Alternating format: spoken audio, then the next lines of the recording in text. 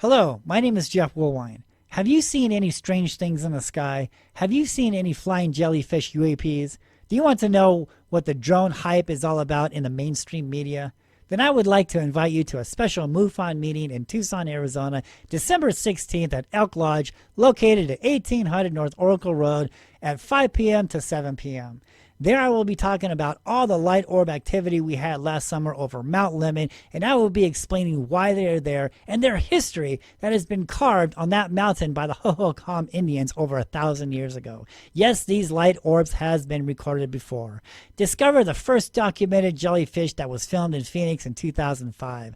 Learn about these UAPs and why they visit some mountains such as South Mountain in Phoenix and also the Tucson Mountain, Mount Lemmon. Find out from the original source before other TV shows years later talk about these discoveries. This is going to be one of my best shows of all time. I will be explaining things that I've never talked about before about these UAPs. We will also be raffling off a copy of my autograph book. So come see the footage of light orbs coming and going from and flying over Mount Lemmon in Tucson, Arizona, and find out what's really going on. While others talk about drones, we will be talking about what's really happening. See you there.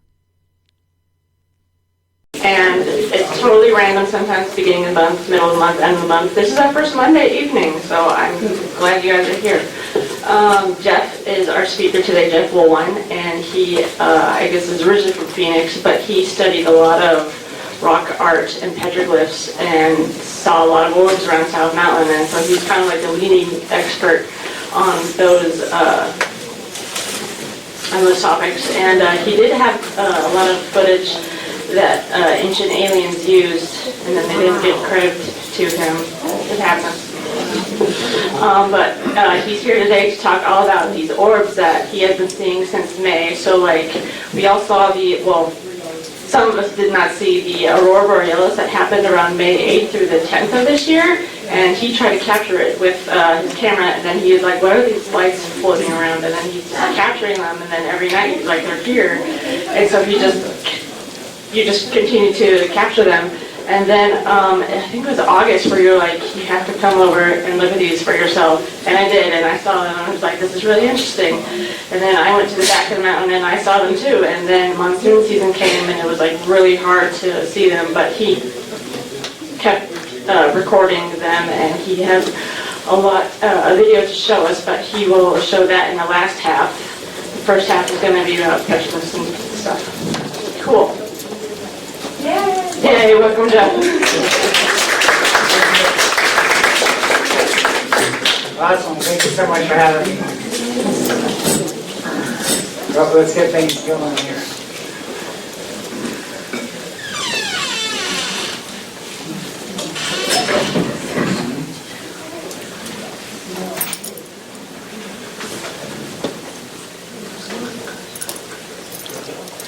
Should we get that timer going?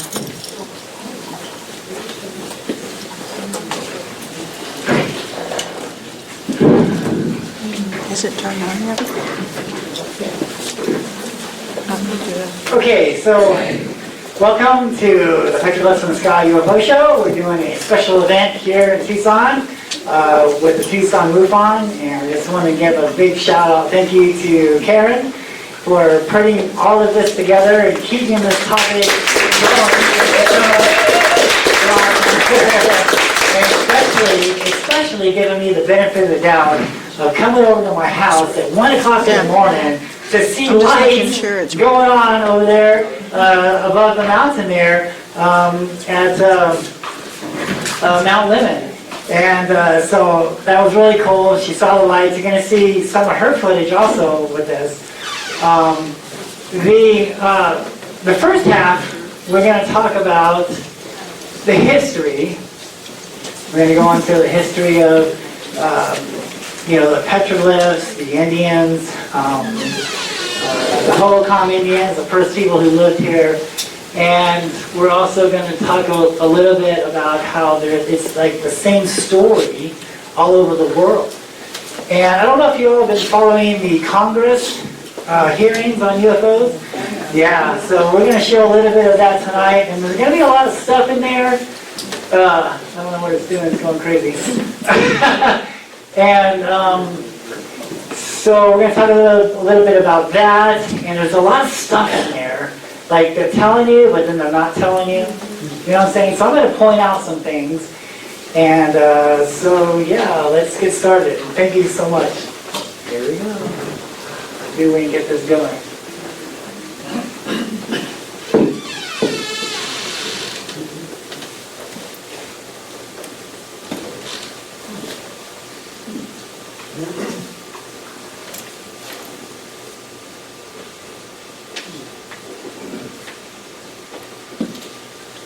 Mystery.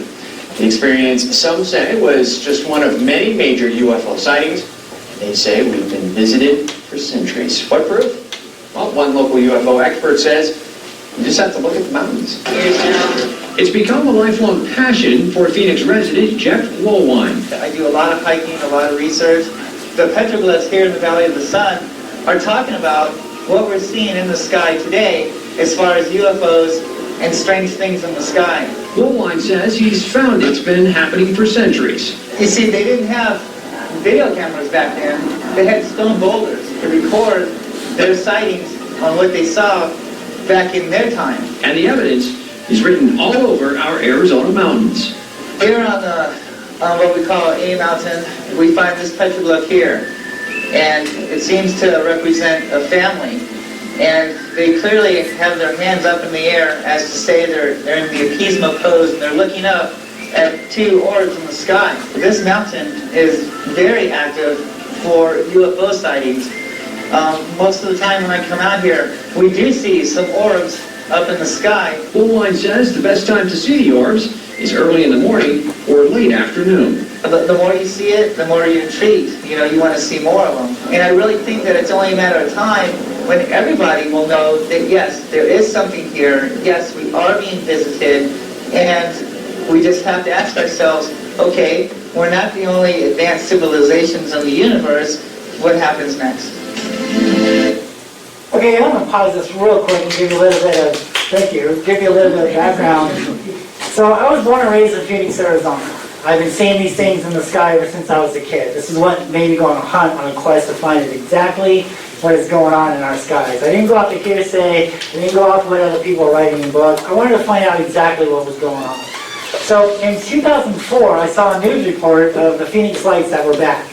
And so in my investigations over the years, I knew that these lights were mostly hanging out on the east side of South Mountain. So I moved over there to the east side in Phoenix. And it didn't take me long. I saw these orange amber lights, and they were moving west towards South Mountain. And then they would hover and stop right over this area. Well, I ended up following the lights, and the whole summer of 2004, I was videotaping these orange amber lights right above this area. We're going to talk about this later on in the show. And this is way before Ancient Aliens. This is way before UFO Hunter Show. Any of those shows were even a thought or even on the air. I was out here on the mountains of Phoenix investigating what was really going on. And in 2000, so the whole story of 2004, the lights, I was doing news interviews, and the end result was we're all seeing flares 150 miles away here in Tucson. So I'm like, that's crazy. These lights are right here. They're right here by that mountain. They're not flares. There's no airplanes dropping these things out. These orange amber lights are just popping up magically in the sky, hovering over this area, disappearing while we come in. It was crazy. So in my investigations, I love archaeology. Okay, I've been studying archaeology like 10 years way before I became a ufologist. And I learned that there was petroglyphs on the mountains of Phoenix, especially South Mountain. And I saw a Native American who worked at one of the Native American Indian museums there in Phoenix. And I saw him on TV talking about the petroglyphs. And there was one of the people there, he was like, well, it looks like this stick figure guy is looking up above something, something in his head. And he turns around and he says, yes, that's part of the interpretations here, is that our ancestors saw recorded things on these rocks that, that were in the sky. And I'm like, wait a minute, hold on. It's 2005, the 1997 Phoenix lights happened in 1997. No one's investigating the history here, no one's looking at the rock art. What is going on? So I contacted this guy. I didn't tell him what I was actually doing, and I asked him if he'd go up there and teach me the petroglyphs. And he was telling me some crazy things. He's talking about the spirals and anthropomorphs and all this crazy stuff. He wasn't talking about spaceships. He was talking about spirits of the earth and sky. And I really didn't tell him, everything about what I was doing until after we got done off the mountain. And at that time, I'm still thinking, spaceships, technology, aliens from another world. And so he's telling me all this stuff, and it just didn't seem to add up until I moved to the South Mountain, and I started seeing these things for myself. And these things, an orb would come down on the mountain, and would disappear into the mountain. And then it would leave. And actually, I discovered jellyfish sightings back in 2005. And we're going to see it right here. And so I was making a news in 4, now we're in 2005, and I'm successfully matching the petroglyphs to these things that I'm filming out here in the sky. This is why I call my show Petroglyphs in the Sky.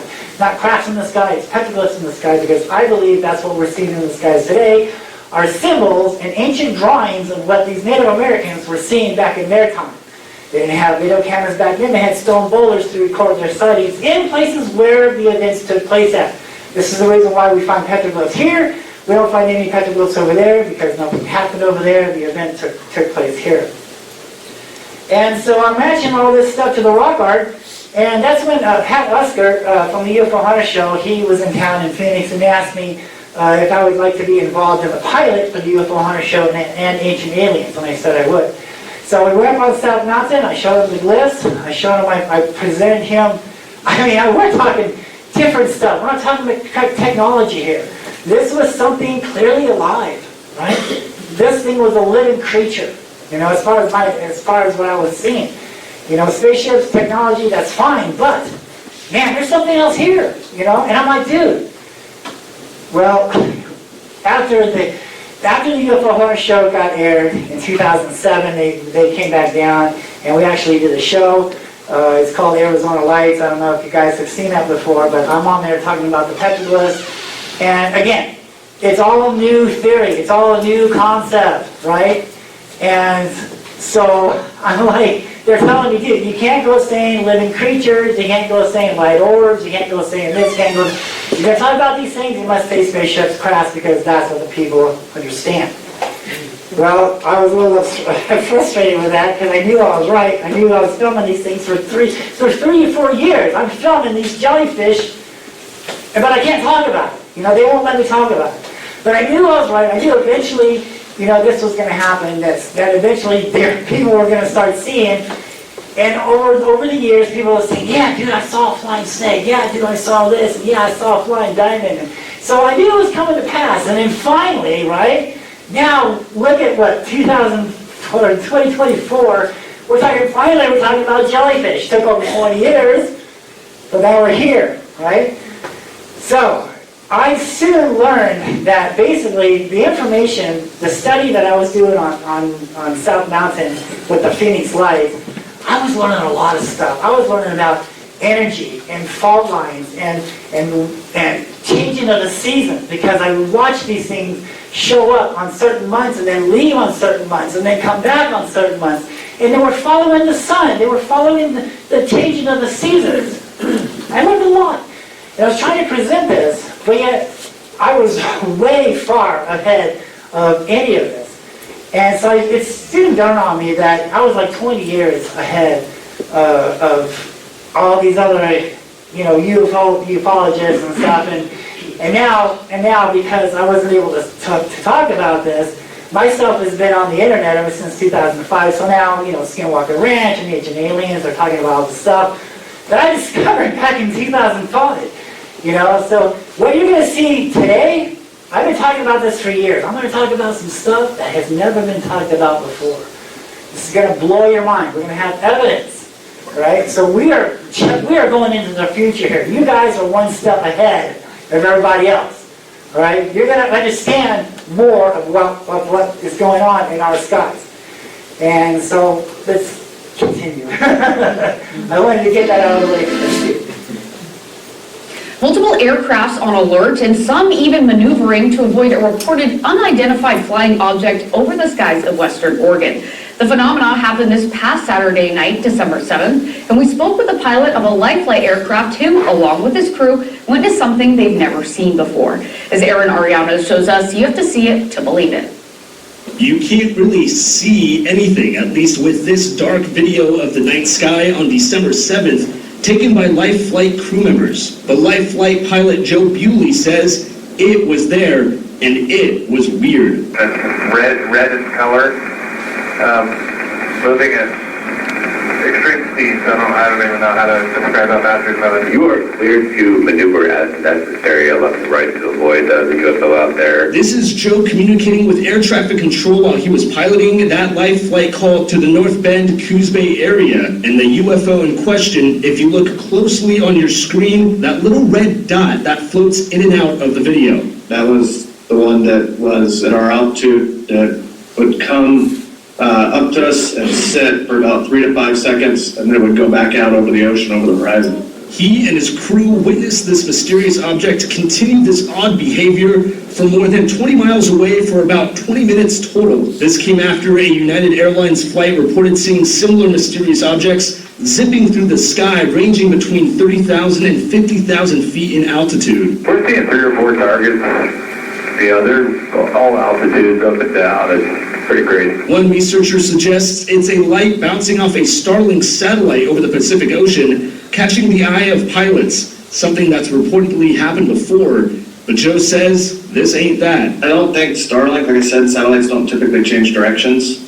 But then again, I could be wrong, but I honestly don't think it was. I've never seen a satellite move like that. I reached out to the Federal Aviation Administration to see if they can confirm this UFO sighting.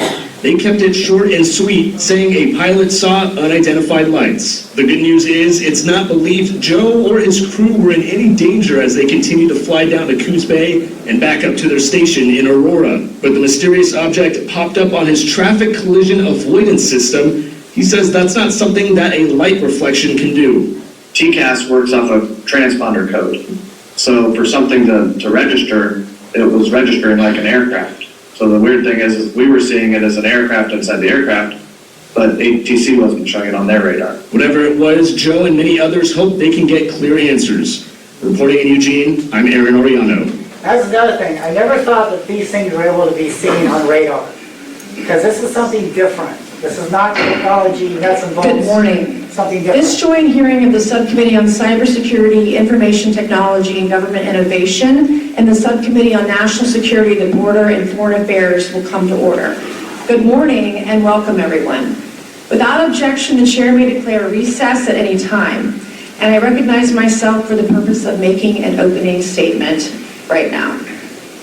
Good morning and welcome to today's historic hearing, which I'm co-chairing with Mr. Grothman, whose subcommittee held an important hearing on this topic last year.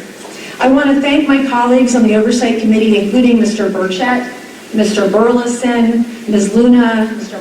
Moskowitz, Mr. Garcia, for their relentless drive to get answers on UAPs. They've been steadfast in demanding transparency on the sightings reported by military pilots and armed forces. Their commitment to digging for the truth is exactly what this country needs to cut through the secrecy surrounding this issue. And many high-ranking individuals in the military and intelligence communities believe UAPs demand greater attention, and thus the purpose for this hearing today. Former National Security Advisor H.R. McMaster said on Bill Maher's program that, quote, there are phenomena that have been witnessed by multiple people that are just inexplicable by the science available to us.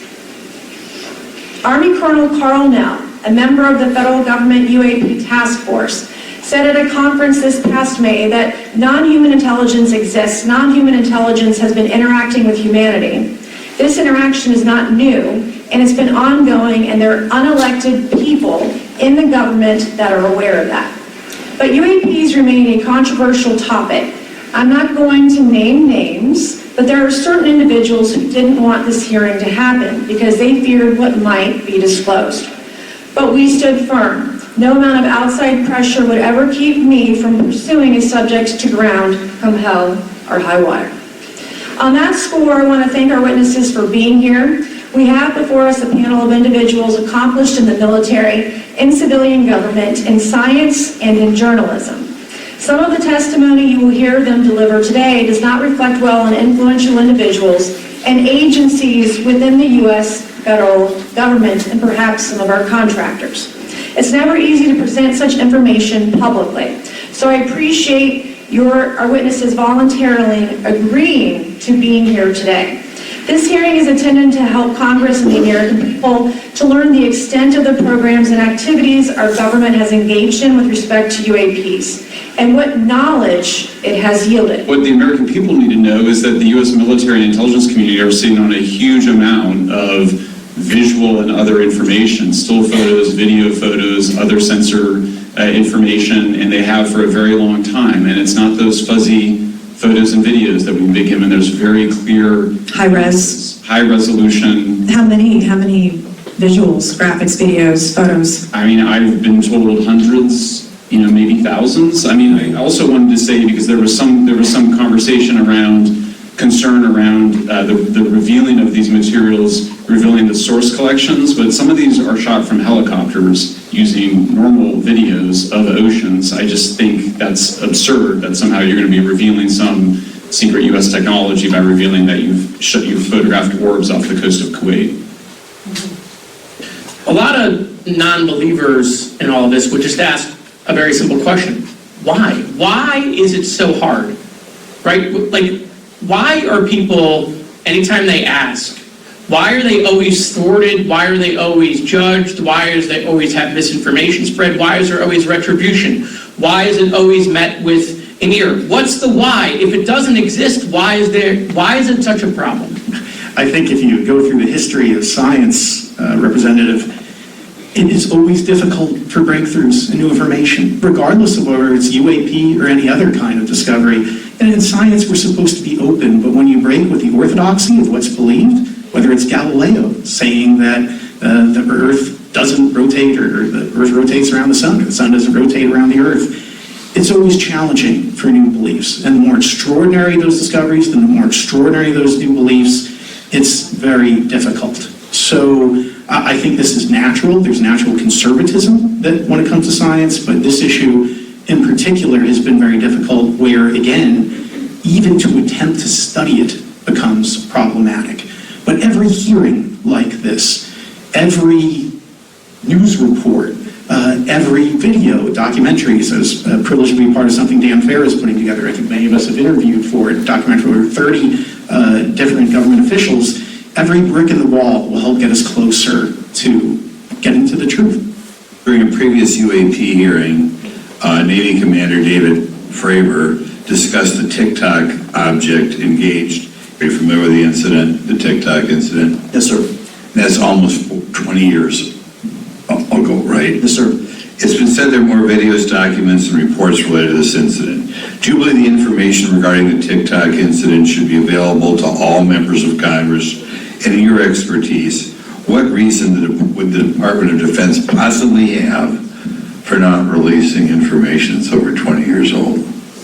Thank you, Congressman. I don't think there's any good reason to withhold information, important data, especially of national security concern from Congress. Well, what would they say? I will speculate, sir, that they don't want to share that kind of information because it reveals weaknesses in our ability to monitor and protect our airspace.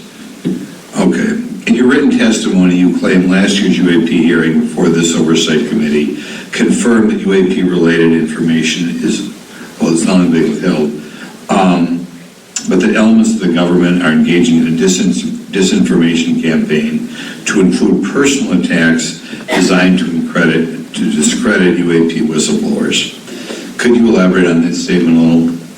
Yes, sir. Earlier this year, I met with the DoD's All-Domain Anomaly Resolution Office, and what I thought would be a 90-minute meeting just to meet with leadership turned out to be an hours-long influence operation on me, where they attempted to convince me of the validity of the very flawed and error-ridden historical records report.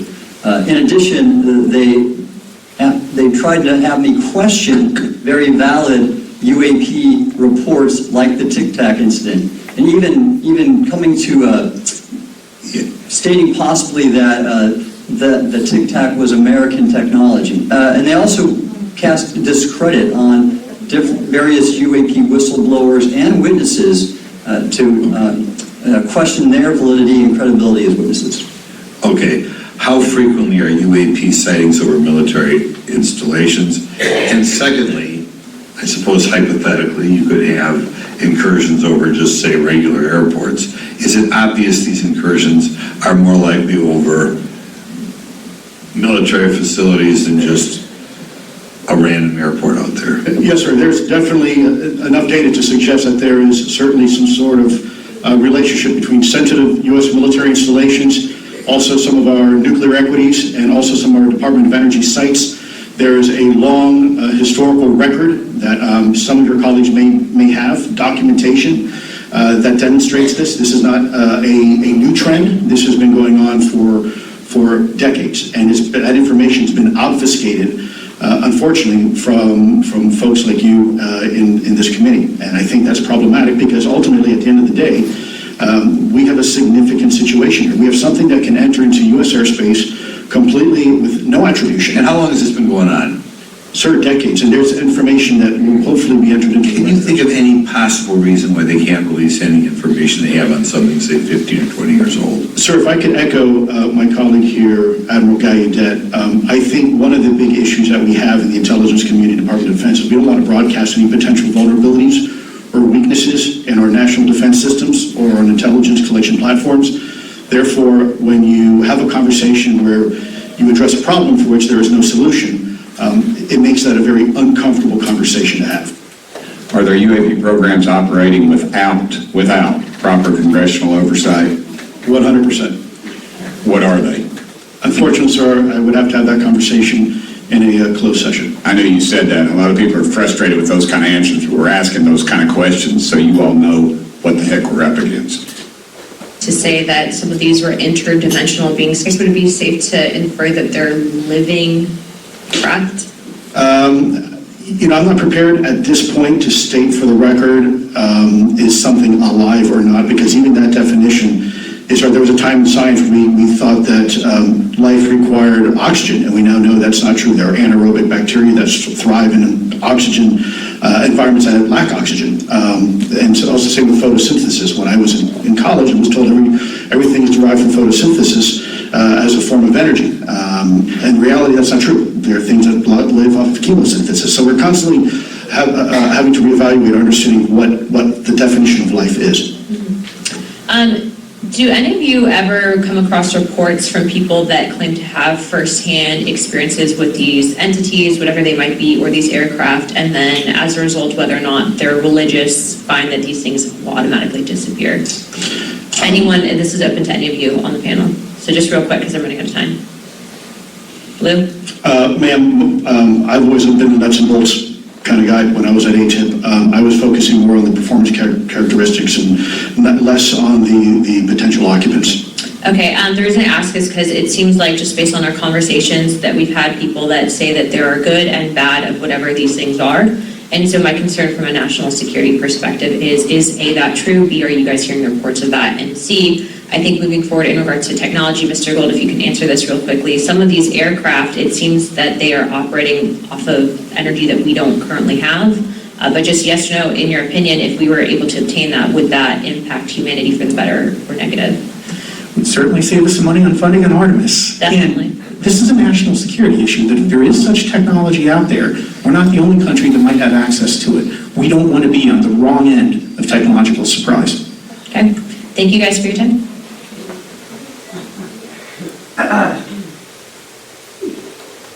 So as I was speaking earlier, we're talking about energy. And in 2004, I realized that these things were hanging right over this power plant. This power plant was boiled down into South Mountain on the east side. This is the reason, in my belief, this is the reason why these things have been visiting, especially South Mountain and Phoenix, and now we discover they're over here at Mount Lemmon also now. We're going to get into that later on in the show. But it has everything to do with energy. And you guys already saw a little a small footage of the first jellyfish UAP sighting that was filmed in Phoenix. So we're going to watch that full sighting, and then, for the first time ever, you're going to see on how these creatures, I'm not saying grass, I'm saying creatures. I believe these things are alive. We're dealing with something different here. Crafts, aliens, technology, that's fine. I have seen some things in the sky that could resemble a craft. I've seen black triangles. I've seen jumping jacks in the sky. That could be a craft. I get it. But I think what the majority of the public is seeing today, as far as orbs and lights and weird stuff, man, this is something different. This is something that's completely, I'm not going to say organic, because remember I mentioned that you can't see them on radar. I don't believe you can see them on radar. But it's something, I go down this road, but maybe supernatural, well, it's something different. And the history of these things, we're going to get into that, is one of the reasons why the government will probably never come out and talk about disclosure, never tell you what's really going on. Only the people that investigate this, like you guys are here to find out the truth. I'm so happy that you're here. We'll understand. So let's go ahead and play this.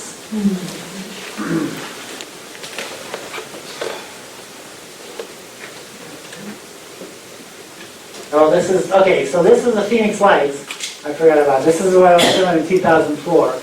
And they wanted us to tell us that we're seeing flares. There's no smoke. Flares, they don't stay in the line like that, right?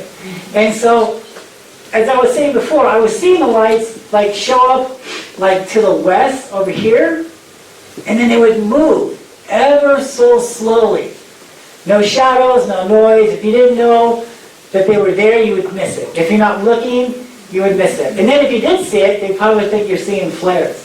So let's take a look at what we're filming here. So this is South Mountain. I'm right here watching the lights. And where are the lights at? Let's go ahead and zoom in on this. Sometimes I get ahead of myself, sorry. And there's the power plant right there. So these things are hanging over right over the power plant. Now, in my investigations, you know, that first year, I'm watching these things, right? I'm learning that they're coming on different times of the seasons, different months, different times, all right? That first year was cool. Second year, repeated. Third year, that was it. It was a secret. It was never discovered before. It has never been seen before. But I sat there at South Mountain for 3.5 years, and I documented when these things were here and when they weren't. And so that whole year, I'm up on South Mountain, right? I'm finding the petroglyphs, I'm understanding the story. And I'm finding stuff as far as like sacrificing altars, I'm finding petroglyphs of Mayans, and the archaeologist, I was on the news with the archaeologist, he's not talking about nothing, he's keeping this stuff. But I'm finding tombs up there, I'm finding different things that the archaeologist is not talking about, right? And, why is South Mountain a government park? Why pick on South Mountain, right? What's the deal? What's so special about South Mountain? Well, because there's gold up there, right? There's things up there that's buried up there that they don't want you to know about. And so I'm finding all this evidence, and I'm like, okay, after that first year, the archaeologist, he was not helping.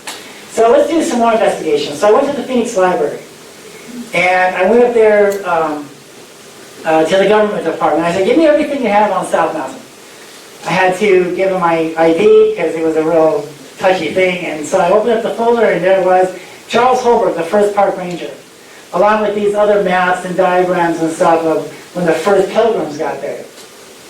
And we'll get into that a little bit more. But here is the map that I uncovered when the first pilgrims arrived in Phoenix. This is South Mountain, and all these lines, this is the canal system. The Holocons were here roughly around 1,000 to 1,200 years ago. They were the first canal builders. These are all canals, and all these arrows here is where their buildings were, their structures, their Holocons. And here, this is where the power plant sits today, right here, because we're sitting over there watching the lights. And now, right here, this was a major spot for the Holocons. They lived right here. Right where this power plant sits today. Why is that? Well, I believe because forever, these lights have been hanging over this spot, absorbing the energy. And, for years, we've been talking about, the pyramids in Egypt, why were they made, who created them, blah, blah, blah, blah. And it's my opinion that I believe, because there's so much evidence looking into this, that the pyramids of Egypt was actually an energy conductor. That the ancient people knew how to harness this energy. I mean, pyramid is like a mountain, right? So they built a man-made mountain over this energy spot to attract these beings to this area. So not only they can see them, but interact with them, and also learn from them. We're going to get into that later. Like I said, I like to get ahead of myself. I got to watch it. But I believe that there was possibly right here back in the Holocaunt day, some kind of power plant there of what they made. Oh, and that name is a Spanish name for the dead. Why would you name that area the dead? Sacrificing maybe? I don't know. Okay, seeing energy. So this is what I'm talking about. So this is the very first UAP, jellyfish. This thing flew out of the sky, and I'm on the second story window. And it's flying pretty much eye level with me now. I first saw it was like a spider. And it flew past me, I'm filming this thing, freaking out, and it goes by my window. And so as I'm adjusting the camera, because it's going that way, it zigzags in front of me and shoots over South Mountain. So I'm watching it now, and I get back on the camera, boom, now it's going over South Mountain. And it seems like it's in control. And when I zoomed in on this thing and freeze-framed it, man, it looks like it's got skin. Okay, this was not a spaceship at all. This was something completely different. This is in 2005. Oh, the public isn't ready for this stuff. Oh, well, it's here. You guys got it. Now you are going to see something that has never been seen before. We're actually going to see on how these jellyfish, these UAPs, these UFOs actually use this energy to fly through our skies. We decided to use a filter on this thing just for experiment. And when we used a special filter on it, we actually saw something incredible. You're going to see it here now. You guys are the very first to see this. And like I said, you guys are 20 years ahead of technology of UFO. Look at that. Look how this thing is harnessing and using this energy. See that there? Look how it uses this energy to hold itself in the sky and to propel itself. Is that amazing? Look at that. Wow, look at this. Oof, look at that. Wow. That is what's going on, ladies and gentlemen. Now, my favorite part is coming up here. My favorite part.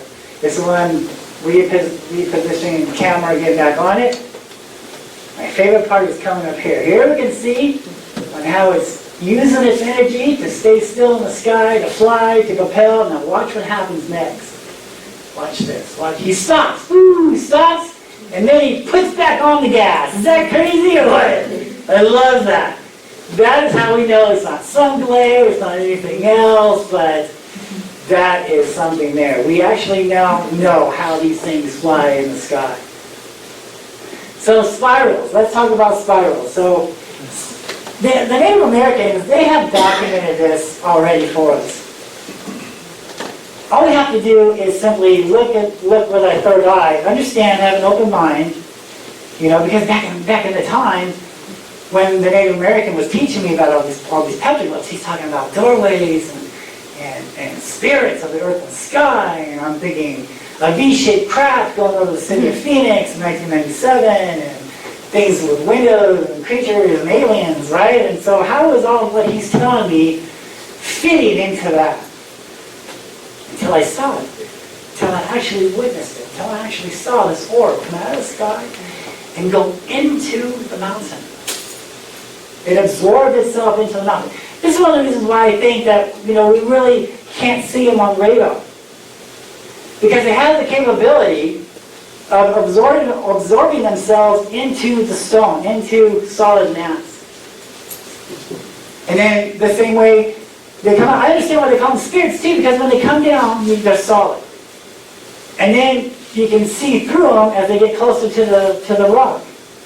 And then same thing, when they leave, you can see through them, they're like a ghost, and they get sawed as they leave the mountain. So they're coming in and out of these doorways. The Native Americans call them, the spirals are symbols for doorways.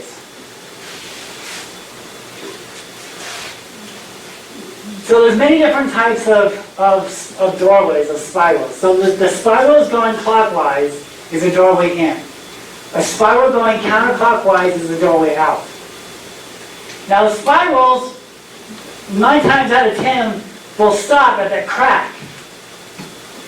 That crack is the emergence point, is the doorway for these beams. These beams are coming and going from this crack here.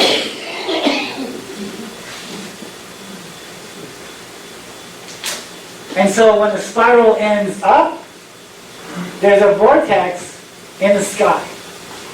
That's when we see these lights just magically appearing in the sky. So there'd be a carving of a spiral here, of a symbol of a doorway symbol here. Just letting other Native Americans know where to see their spirits at. Right here's the doorway, and then it's ending up. So there's a vortex in the sky. That's the crack there. That's the emergence point.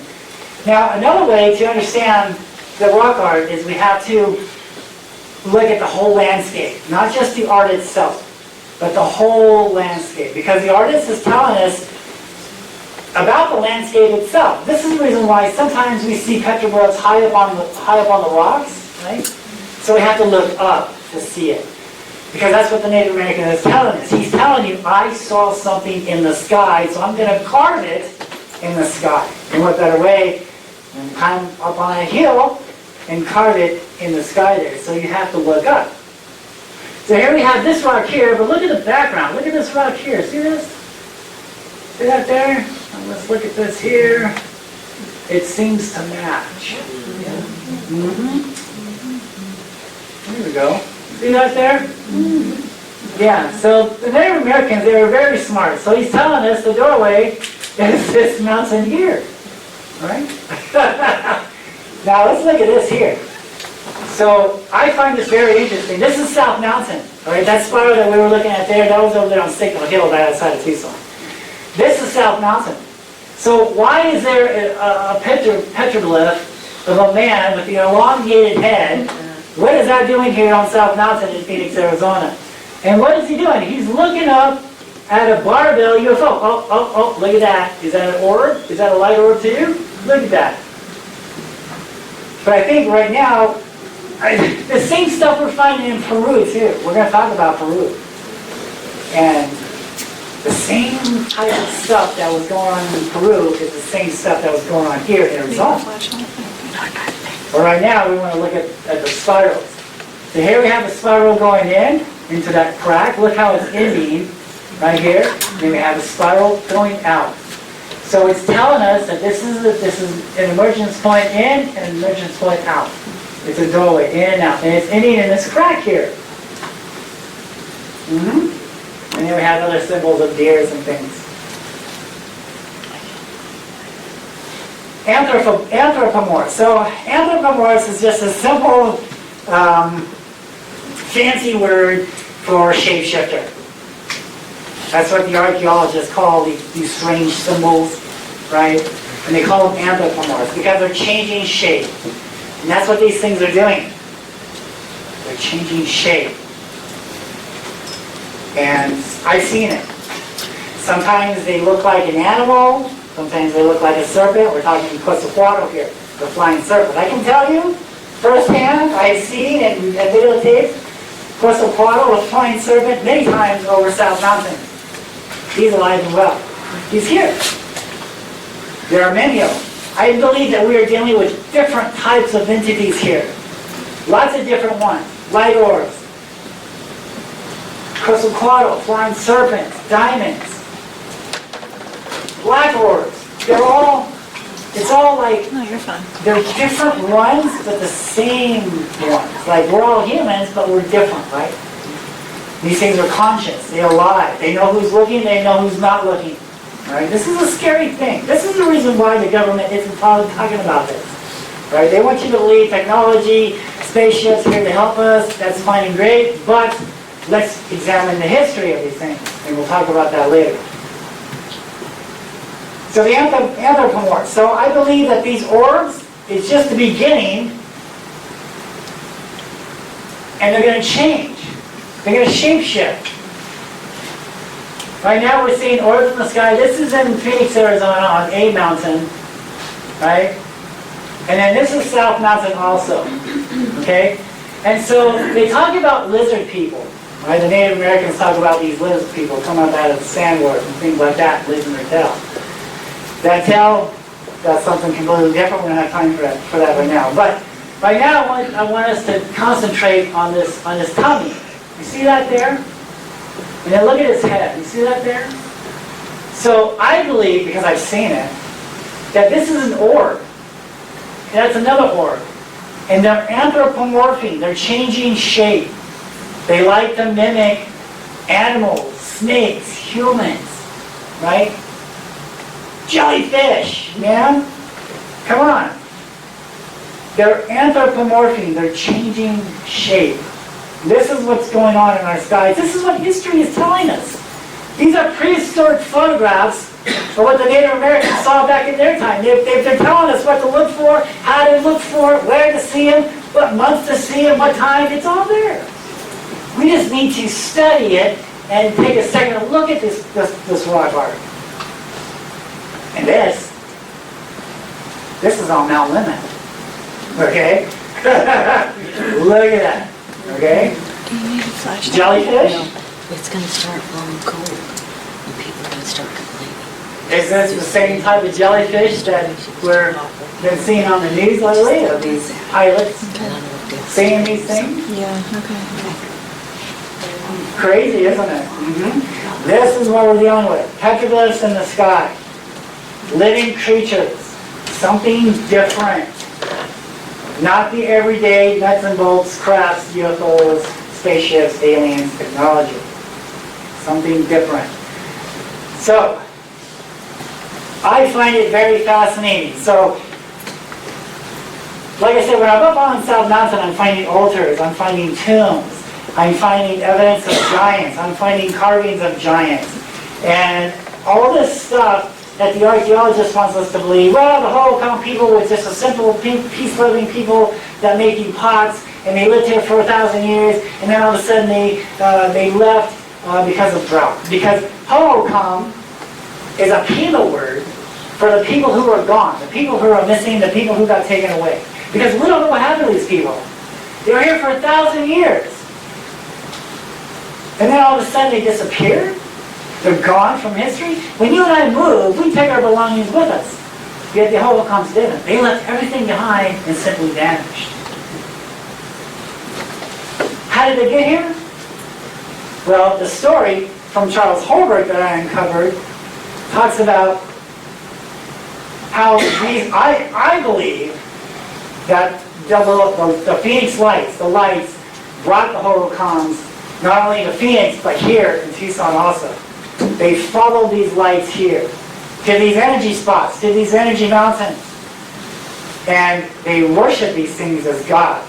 Because when we look at history, it says that the Native Americans tell us we're in like the third, the fourth world, right? We're getting ready to enter the fifth. Every time that happens, mankind needs to learn to start over again. And these things are here to help mankind.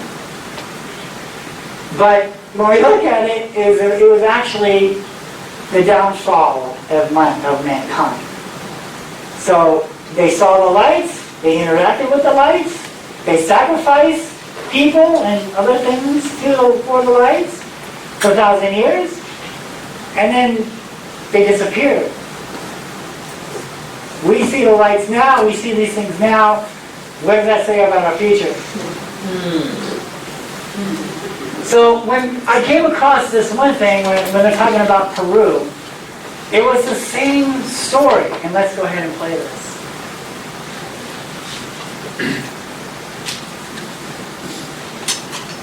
The Incas in Peru. I find this very fascinating.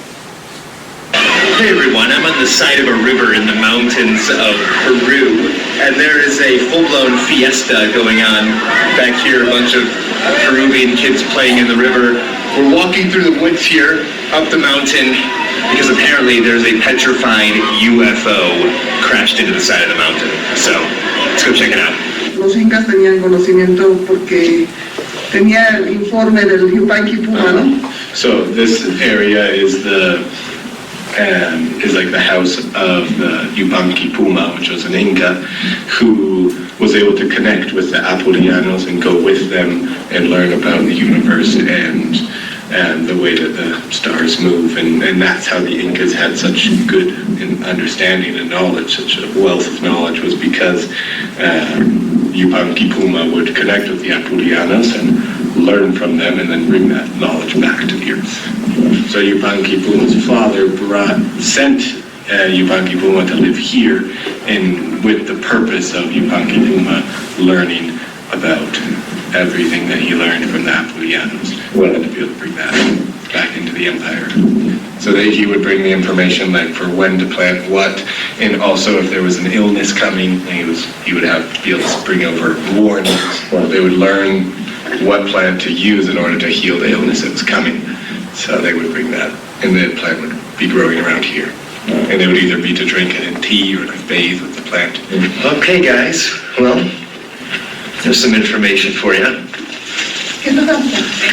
Como los años, porque tienen una máquina especial los hermanos apulianos, ¿no? So the Apuliano brothers, like in sites like Ollantaytambo, were able to push the rocks together the way that we see them, right? Like in that crazy way, we can't even put a paper between it.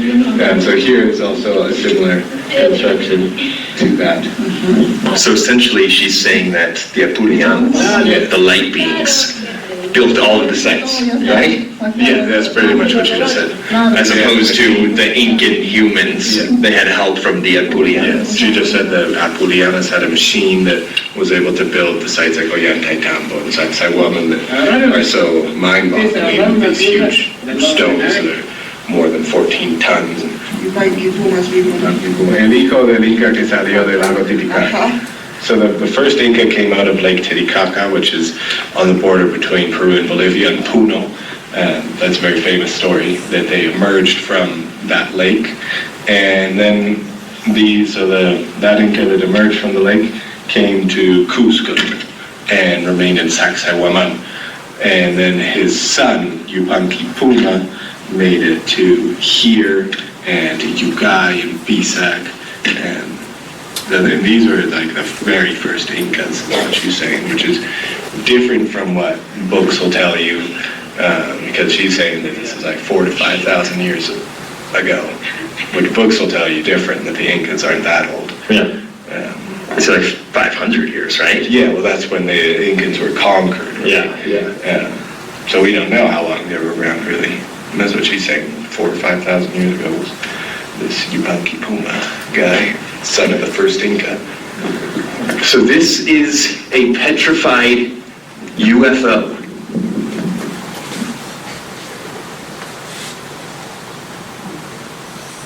A crazy story. This Incan lady seems very certain that this is a petrified spacecraft. How much evidence is there? I don't know.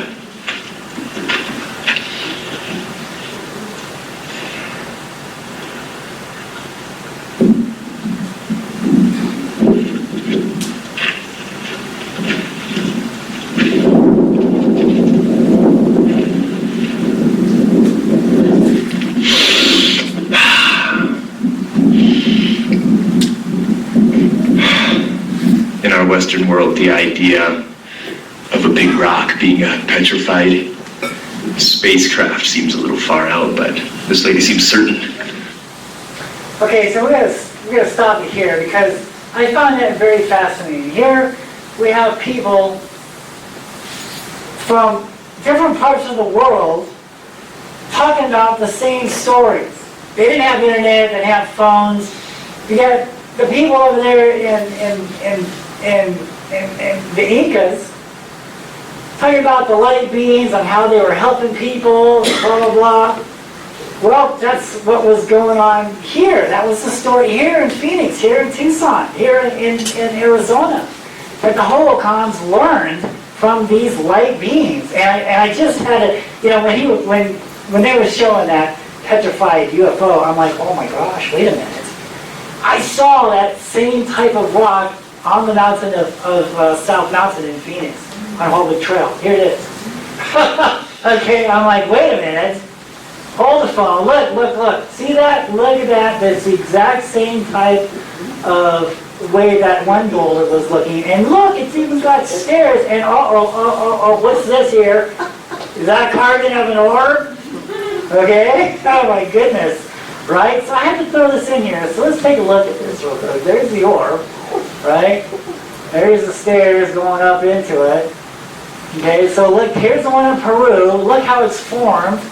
Look at that. Look how it's formed there. Here's the one on South Mountain. There it is there. Here's the steps there.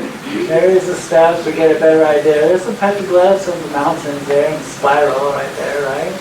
And it's at the base of a pyramid hill. I just had to throw it in. Now we're going on top of the spacecraft. Do what she does. Am I saying that's what it really is? Wow! I was looking at the similarity. The similarity to it.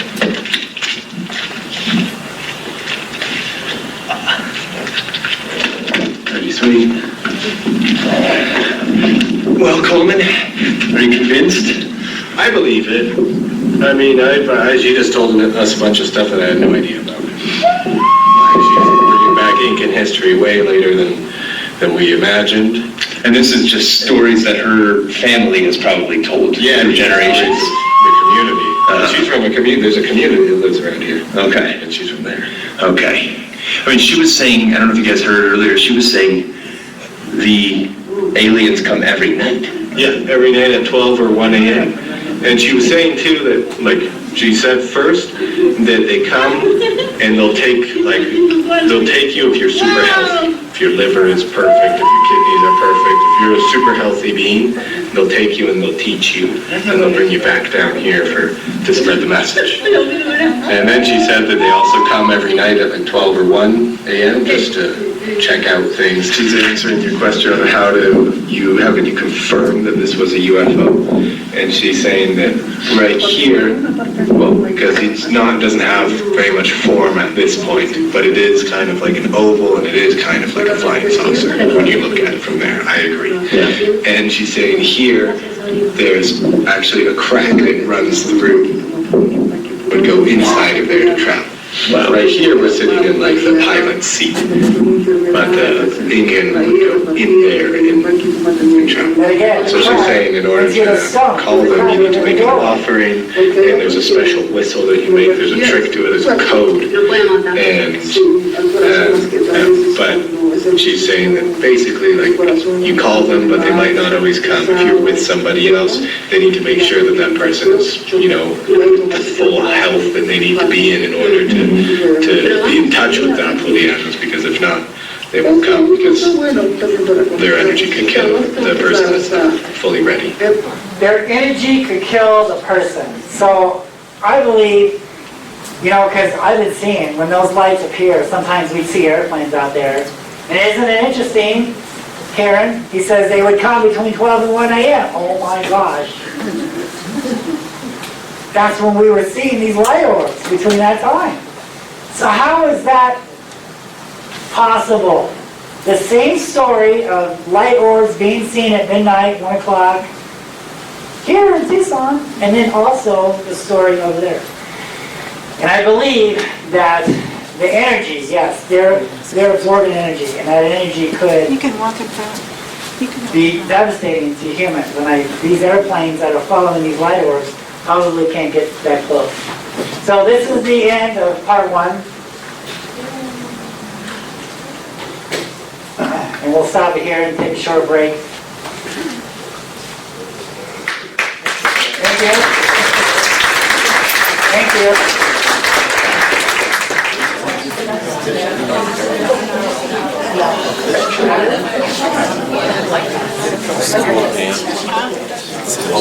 He's of different stuff in there that I didn't know about. He was working on it while I was at work, so I didn't even know about some of that. Oh, wow. Yeah.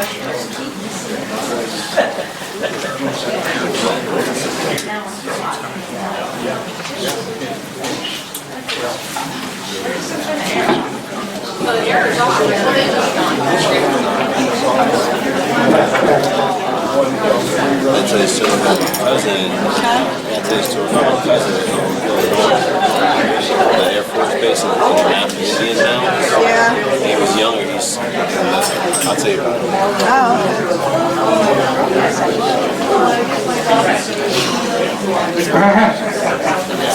Without bacon on it. You're fine, I'll just hold it so that if we do bump into it, it ain't going nowhere. Yeah. Okay, so we're going to be showing the light orbs now that has been over He can take whatever he needs to out. Mount Lemon all summer, last summer. And I filmed them in night vision because when you're seeing them like with the naked eye, it's like just little lights, right? Sometimes they get real big, you'll see it in the film. But with the night vision, holy cow, man, you see a better vision of it, a clearer vision. And they were coming in at different times. So in May, they were here at 12, and then as the summer progressed, different months they'd be coming like 12, then 1, then 2, then 3, then 4. So by the time they hit October, they're completely on the east side. And they were here for an hour. Each sighting, every night, they were there for an hour. So, ladies and gentlemen, I'm pleased to present the Apulianos, the light beings.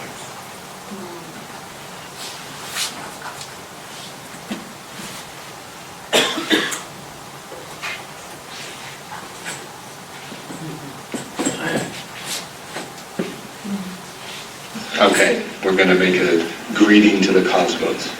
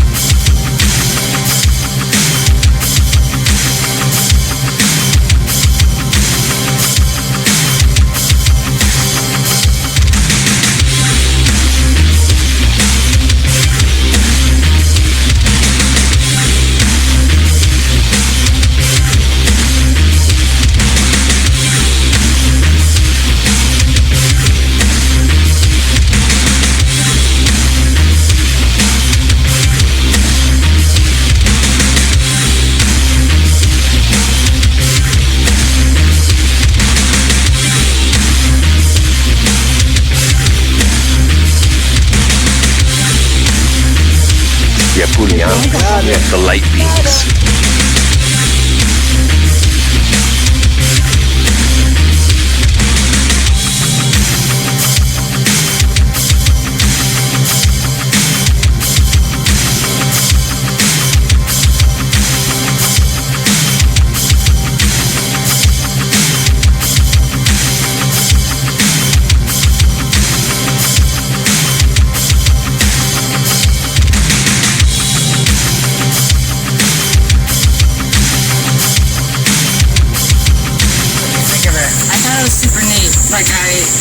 I didn't believe you when you said how often they would come out, and it was just like every minute, like it was like a new cycle of new orbs just coming, and then they would get all bright in the same area, and then they would just float on by.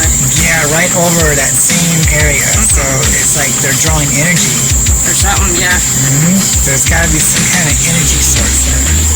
So yeah, that's great. I'm so glad you got to see him. It was cool. Shooting lasers at him, man. That was awesome. All right. Yeah, the light beings.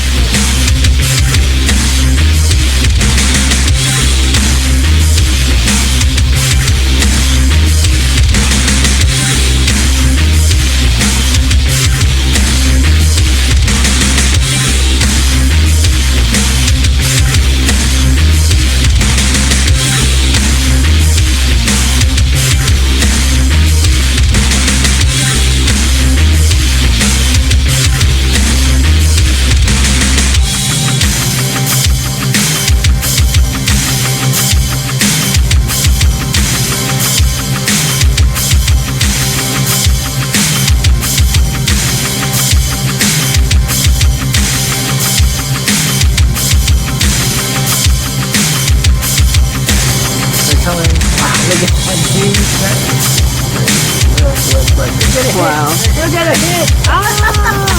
Dang, that was cool. Like,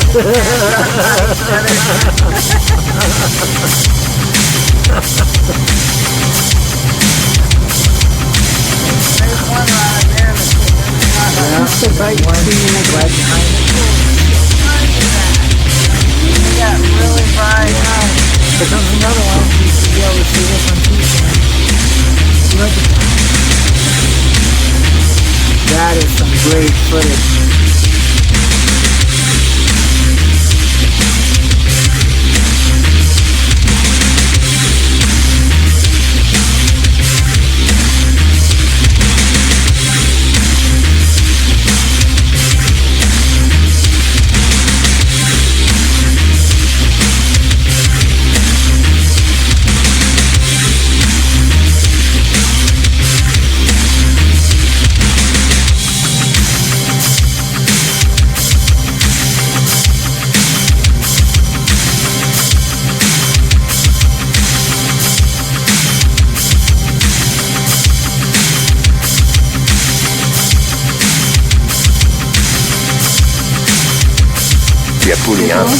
The light beings.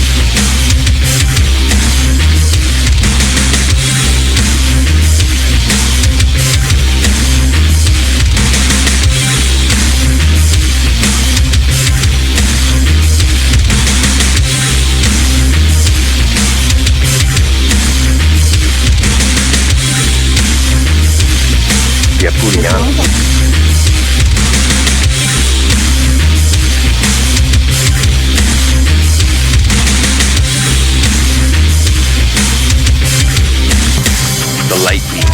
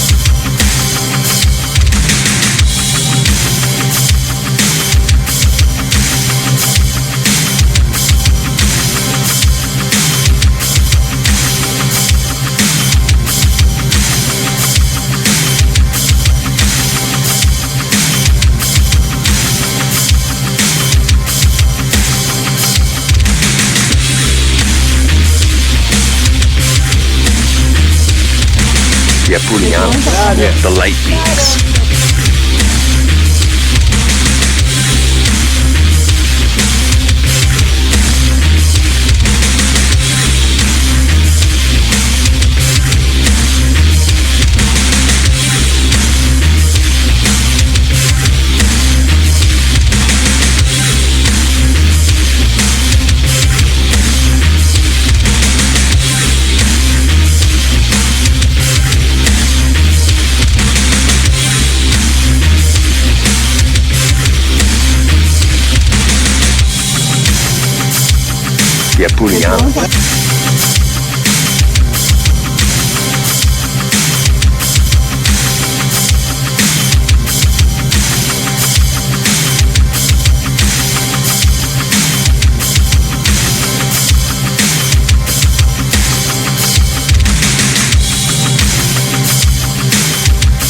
The light beams.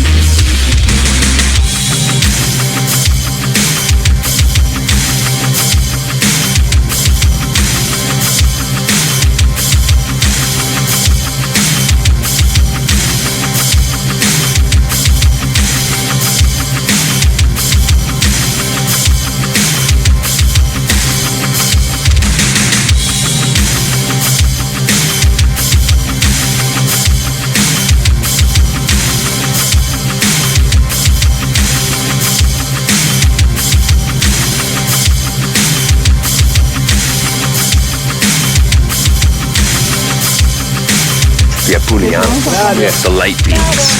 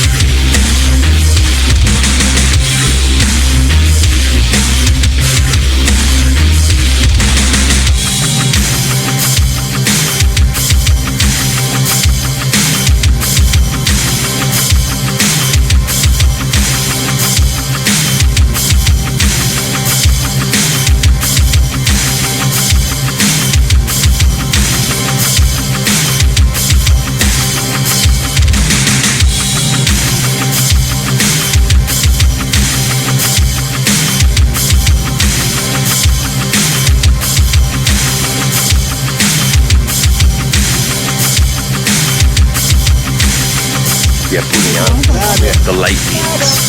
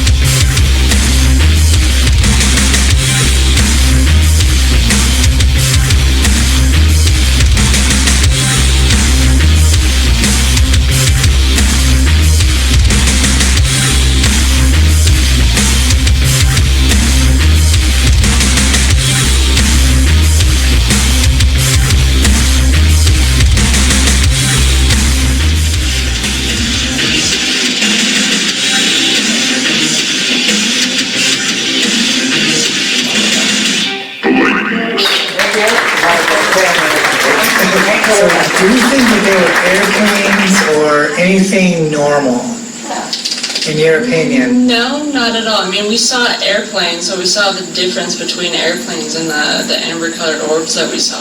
Mm-hmm. And so, would you classify it as, paranormal, UAP, UFO? Unknown. Mm-hmm. Mm-hmm. So definitely not normal. Definitely, yeah, not normal. Okay, great. Yeah, I'll tell you what, we had a little mini invasion going on last summer, right? It was crazy. And like I said, it lasted for an hour. So they would show up at 12 and then they would just keep going, for a whole hour. And it was actually Karen that noticed, hey, they're moving these, they're moving. So they would be here like at 12, and then like in May, they'd be here in 12, and then by the time 1 o'clock came around, they moved more east. And Karen was like, oh yeah, they're moving east, so I gotta give credit to her. Yeah, they were moving, Yeah, and so I followed them like May, June, July, August. By the time we got to October, they were way over there at 4 o'clock in the morning. Now, we're going to see what these things look like in the daytime. Now, this was filmed outside of Tucson by Allison, excuse me if I pronounced her name wrong, at the Santa Rita Mountains. Right? And look, it's just hovering over that mountain there. Mm-hmm. Yeah, this is good footage. He sent this to me not long ago, a few months ago. And look how it's just hovering over that mountain. It's hovering over the energy spot. Now, I was doing a news report, a news interview, a radio show, and let's stop it here. So, see that circle there? Now, let's look at the petroglyph. Wow. The exact same type of thing, right above. This is in South Mountain. And she's like, see, you've got such a knack of seeing these things. I'm like, well, you know what? I know what to look for, and I know where to look for at. And it's always the mountains. So, the history of them.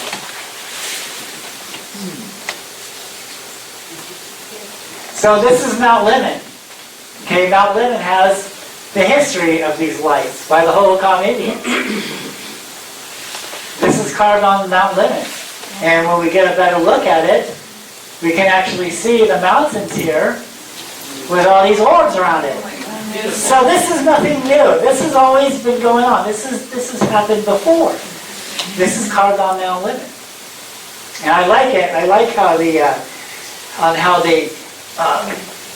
put the stone, they carved the stone around it to make an orb. So they're telling us that the orb is coming out of this stone. And it's glowing. See that there? I like how they did that. You have to have an open mind to understand their art. And they're telling us the orb is coming out of the stone. This is on South Mountain, and they're looking up at light orbs in the sky. And again, South Mountain, and then we have the light orb with the circle in the middle.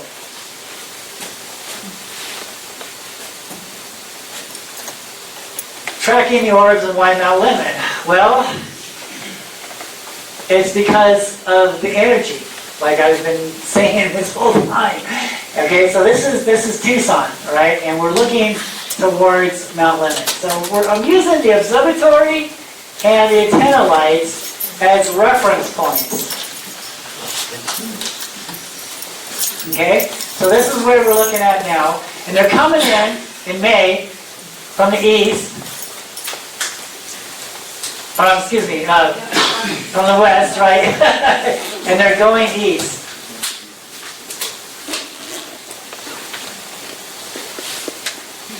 And how do we know that they're not going over the Catalina? Is because when they're going down on the mountain, they're going down behind the observatory, not in front of the observatory, because we would clearly see them going down. That would be a great shot. You know, if I could catch them in front of the mountain, that'd be awesome. But we never saw that. We always see them going down behind the observatory. This is the cantilevers right here. I was thinking maybe that canyon. So let's look behind Mount Lemon. Look at this. Look at this. Look at these canyons. Do you see this? These are all cracks. Okay? The Native Americans would call these doorways. Now on South Mountain, I found the exact same type of canyons with spirals carved out. Doorways. And if there's a way to get back here, if anybody knows on how to get back behind Mount Lemon to see these canyons, please tell me. I've been trying to get back there. I got halfway back there. I'm going to show it to you. But all these areas here is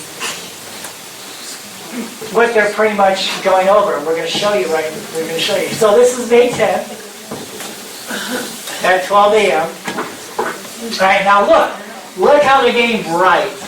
See how he's getting bright? Now he's starting to dissipate. He's starting to get dimmer, right? Right in this area here, right? Here comes another one. Okay, now there's the observatory. So we know they're left, this is May, left of the observatory, right? And now he's coming, oh, there's another one, look at that. And they're getting brighter right in this area here. So they come over this certain area, they get bright, and then they dim out. And then more come in, same thing. They get bright in that same area, and then dim out.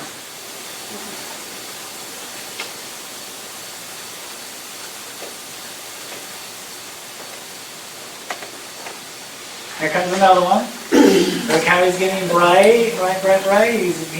Now they're both bright at the same time. So right here in this area, that's what they're after. They're going in that same spot and they're getting brighter. Or are they going away from us? No, they're coming up.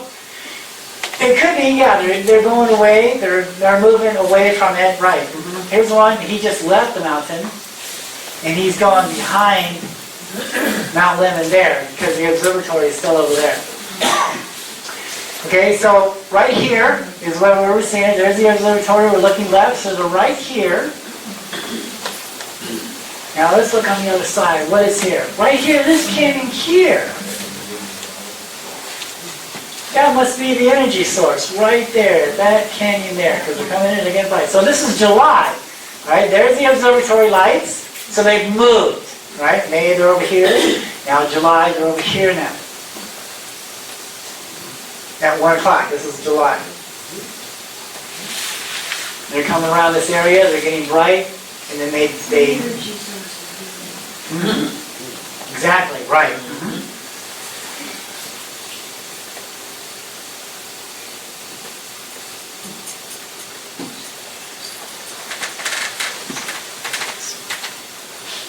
Okay, so where are they? So they're over here now. And then on the back side, they're right here. This canyon here. This is August, and there's the antenna lights. We're all familiar with that, the radio antenna lights. So they're right over this area here now, in August at 2 o'clock in the morning. So with different months come different times and different areas. They're moving.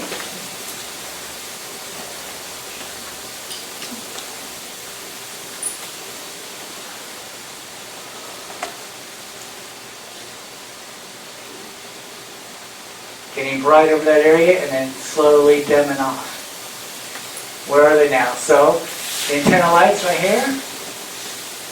This is looking towards Mount Lemmon from Tucson. And on the back side, right here. Right in this area here. Could be this canyon here, could be that canyon right here. Right in that area. Okay, sir. The September side, what I like to call, because we've been watching the lights ever since May. Go ahead and pan over there and show. We've been seeing the lights ever since May on the west side. Well, this is the Catalina foothills, but the lights are actually behind the foothills. And so we're going to try to be here tonight, and those lights should be right here. So we're going to get a very good vantage point to see them, and very good vantage point to see them. And boy, I tell you what, we're going to have a very good advantage to see them here. So it should be great. And there they are at 3 o'clock. There's the mountain there. So we've been following them all summer. We've been tracking them. And then, you know, they were there every night, but, you know, the monsoon and clouds, oh my God, I couldn't believe that, you know, if you guys noticed in watching the news last summer that there was a cloud hanging over Mount Lemmon for like 3 days, wouldn't go away. I'm like, dude, you need to move, right? I'm doing something, you can't be there, okay? I can't see it if your cloud is there. Between the monsoon and the weather and the clouds, I did the best I could at getting out there and filming them. So on clear nights, boy, I was there, you know? And they were there every night. And like I said, it's better to see them with a night vision camera. Okay, so where are they? Over here. Right in this area here. Let's turn around. So right in this area. So we're pretty much standing here. We're right here. And we're seeing the lights right around in this area here. Now we go from September all the way to October. And now we're over here. There's the Santa Rita.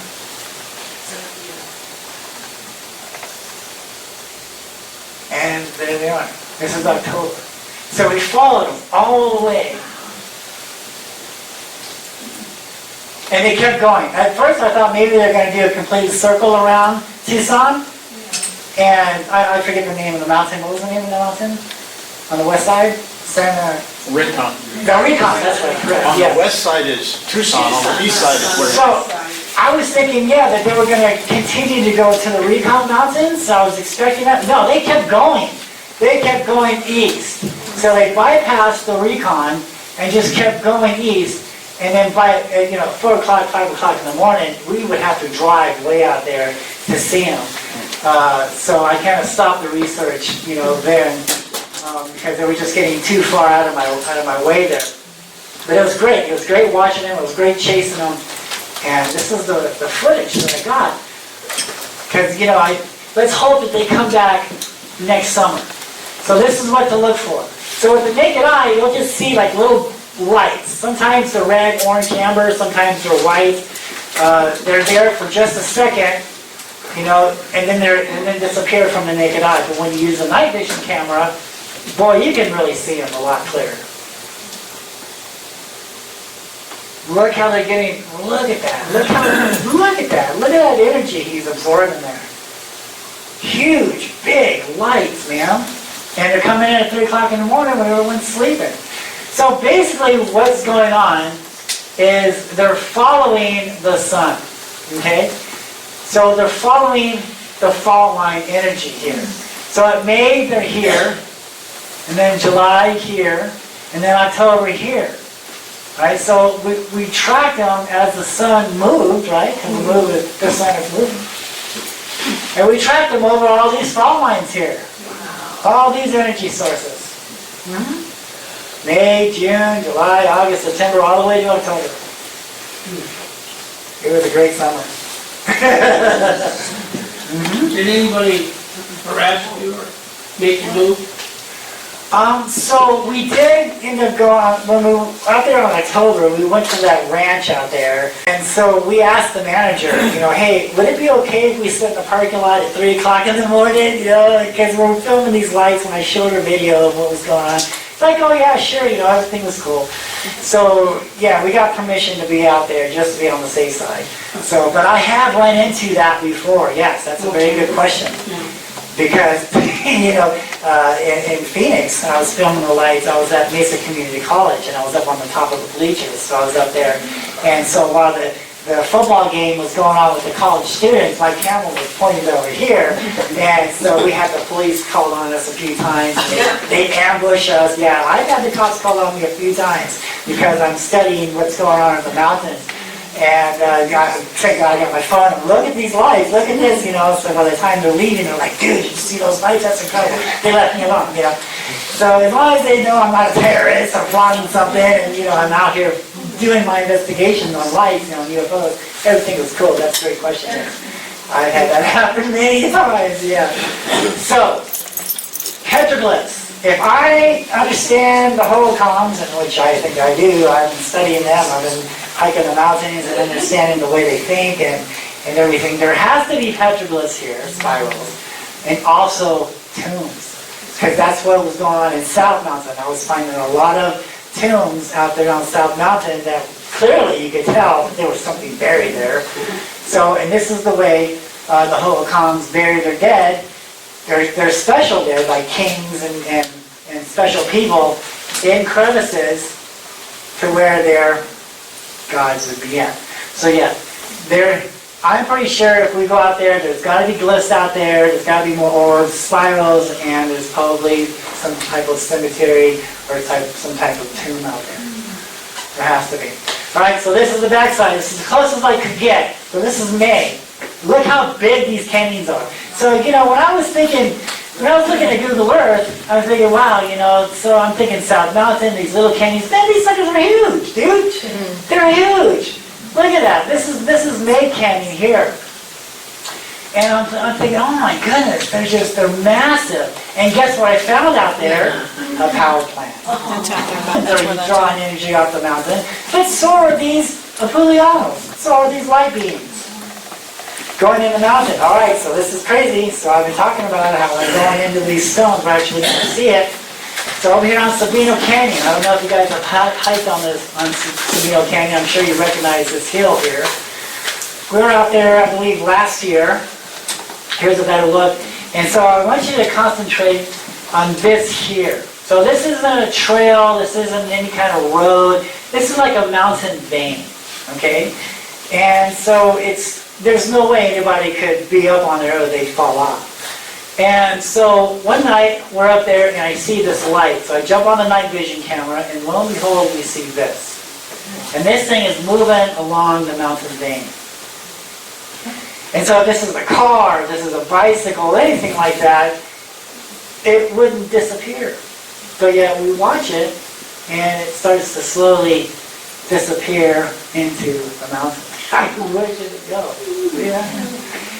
Well, look at this here. See that? Look, gone. See that there? There's the doorway. There's the doorway right there. So let's see what it looks like in the day. So right here, he's moving along here and he went into that doorway. Crazy, isn't it? That was on Sabino Canyon. That's that hill out there. So the Northern Light connections. So when the aurora lights were here back in May, the only way we could see them was with a camera. Now I've never seen as much activity over there, like as much as it started when the Northern Lights are there. Like we'd see an orb come from the mountain. We filmed this in 2023. We'd see one leaving the mountain. We would still see one going over the apartment complex and then going down behind the mountain there. But nothing to the extent of what we were seeing in the beginning of May. And so when we realized that the Northern Lights was being able to be seen here in Tucson, the only way to see them was to take photographs. So while my wife is out there taking photographs of the Northern Lights, we see it here, I was noticing that there was like kind of lights in the photographs. And then every once in a while I'd see flashes of lights above the mountain. There's the aurora lights there. This is Mount Lemmon here. You can really see the aurora lights there. And then I was seeing like these lights, man. Like, what the heck is that? So that's when I jumped on the night vision camera. And this is when it all started, was with the aurora lights. And so this is what was going on while the Northern Lights was going on, was happening. These light orbs was in the Northern Lights. Yeah.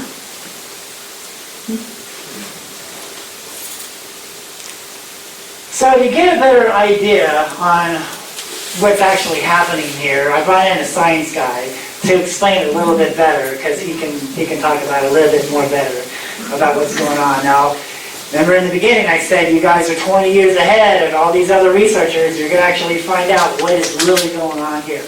Right? What attracts these light orbs to this mountain? Mr. Science Guy, can you please explain to the audience why these light orbs was attracted to the mountain during the Northern Lights? In the center of the Earth, you will find hot, molten iron just roiling around under tremendous gravitational pressure. And this roiling effect of the molten iron creates magnetic fields that shoot out from the center of Earth through the crust and into the space around the planet. That forms what's called the magnetosphere, and it's a good thing we have it, because we're constantly being bombarded by charged particles from the sun. The sun is so hot that it exists in a fourth state of matter. There's gas, liquid, solid, and then plasma. And in plasma, ions, which are positively charged atoms, and electrons just float freely around one another.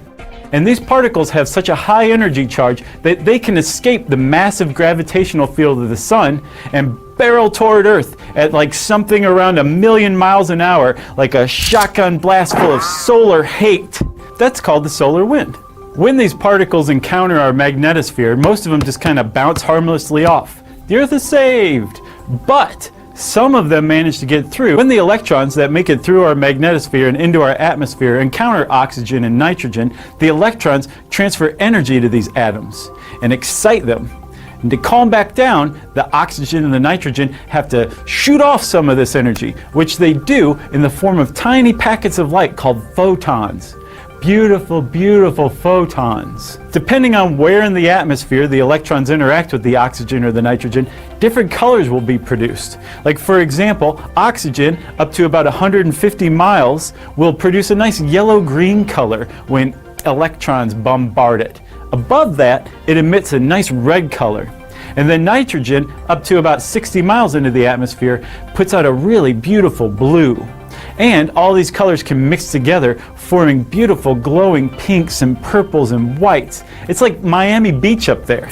So this interplay is most vibrant during solar storms, which depend somewhat on the solar cycle. And it's always going on. But the thing is, you can't see the northern lights during the day because they tend to be outshined by the sun.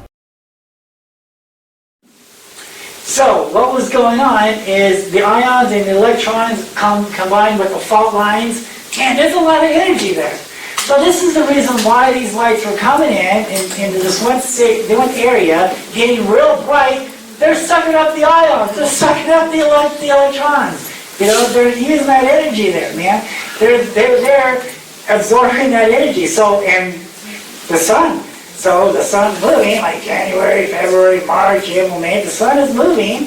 So it's creating these ions and electrons in combination with these fault lines. Right? And it's aligning with these energy sources throughout the months with all these electrons in the air, and that's when it's attracting these light orbs to this area. This has never been talked about ever in ufology. You guys are 20 years ahead of everyone, right? You want to know what's going on?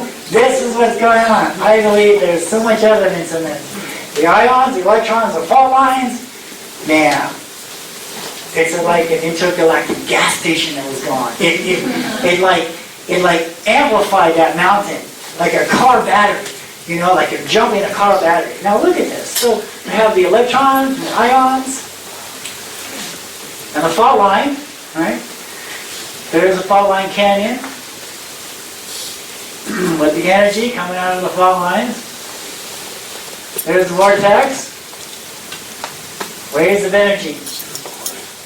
Now, isn't this interesting? Look at the spiral effect. Yeah. Same kind of spirals we see representing doorways from the Hohokam Indians. So in conclusion, these things have a history. These things have always been here.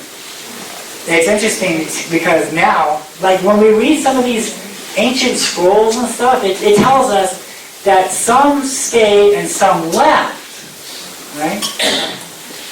And we just now, I don't know if you've been following the news, there's a new satellite that just discovered a new planet orbiting around this tiny little sun, and it's got lights on it, okay? And this planet, they're saying this planet has a seasons change.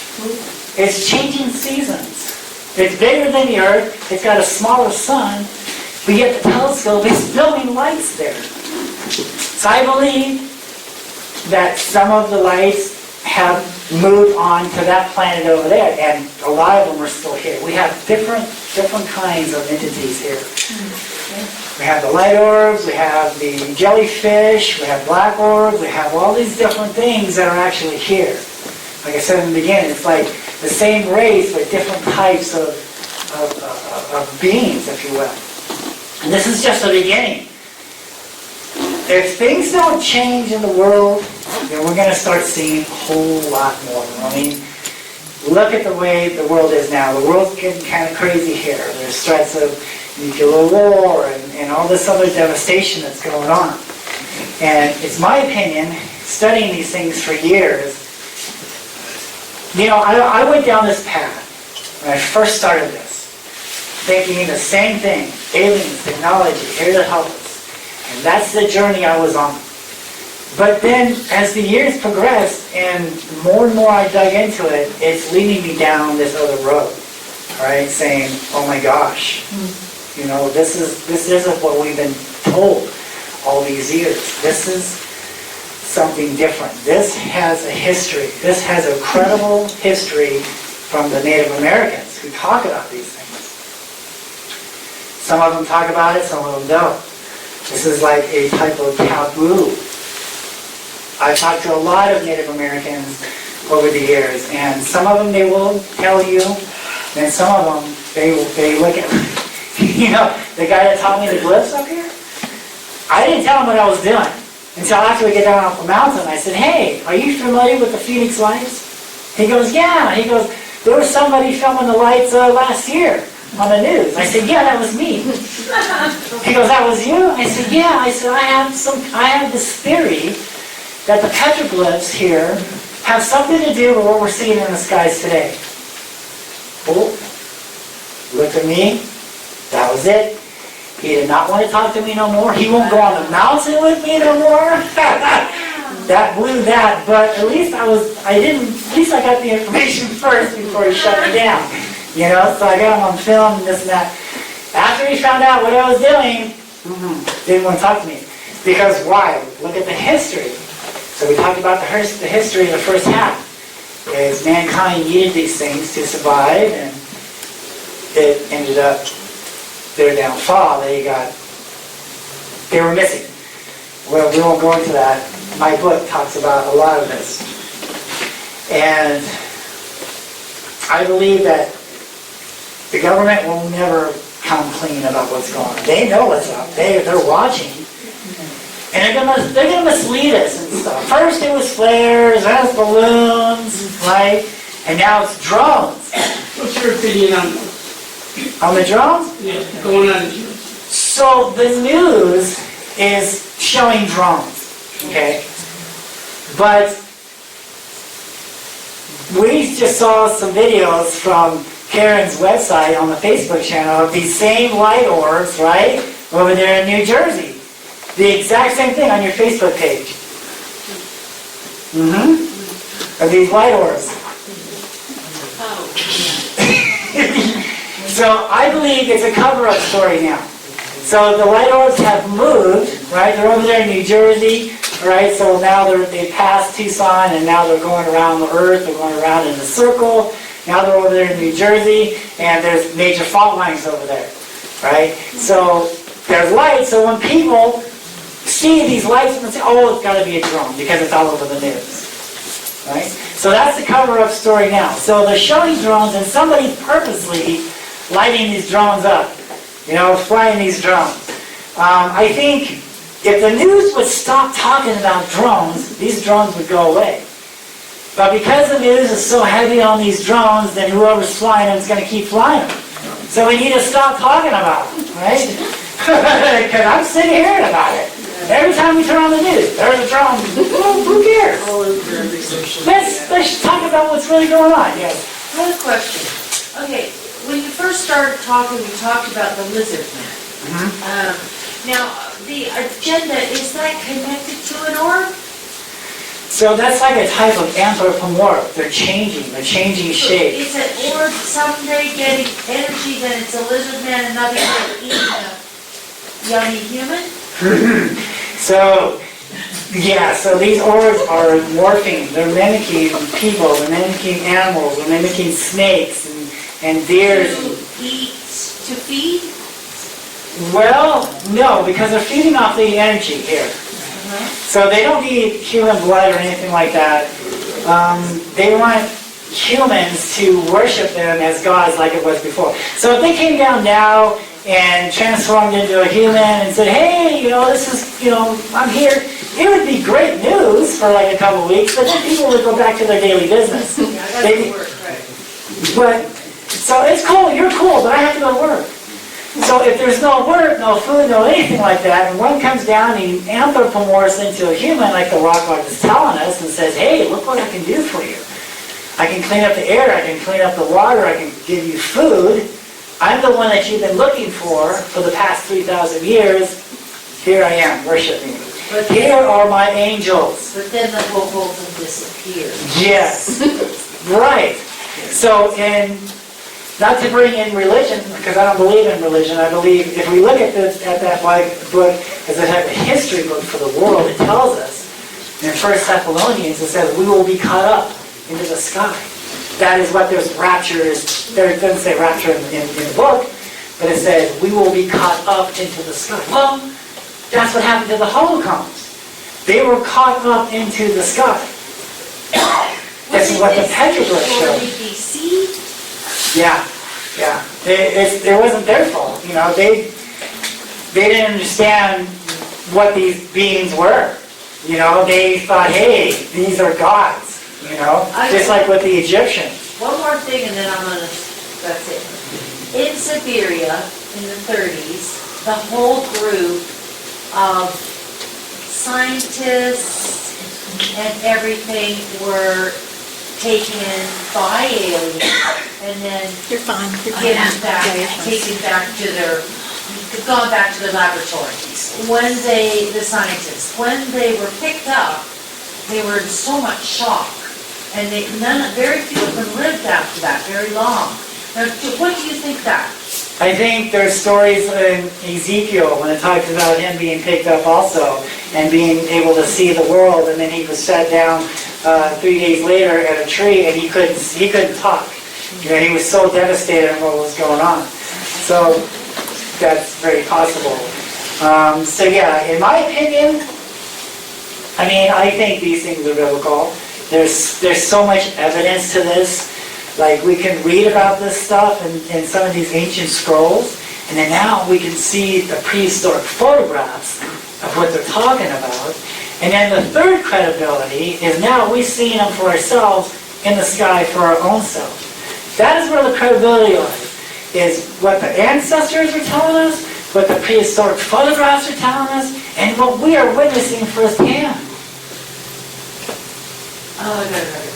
Okay. Besides the energy that they're obviously needing and wanting and getting, do they want anything from us humans besides that? Or do they just want us to leave them alone and let us carry on without blowing the place up? So you're getting deep here. We're going deep. We're deep now. We're in it. So,